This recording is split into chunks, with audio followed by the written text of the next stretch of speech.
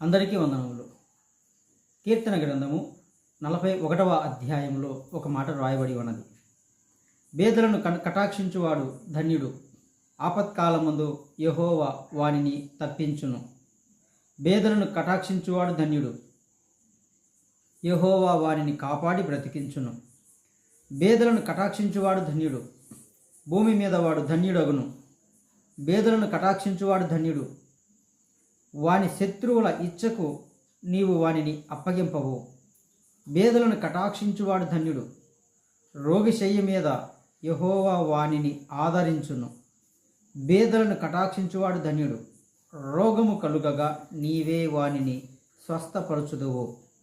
చూశారా, బేదలను కటాక్షిస్తే 5 వరములు దేవుని దగ్గర నుంచి వస్తాయి. ఆపత్కాలమందు నీవు తప్పింపబడుతువు, దేవుడు యెహోవా నిన్ను కాపాడి బ్రతికించును.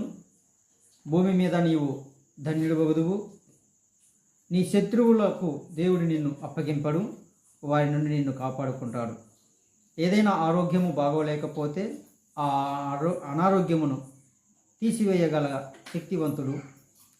ఏదైనా ఆరోగ్యము పాడైపోయినప్పుడు, అనారోగ్యము వచ్చినప్పుడు స్వస్థపరచు యెహోవా ఆయనే.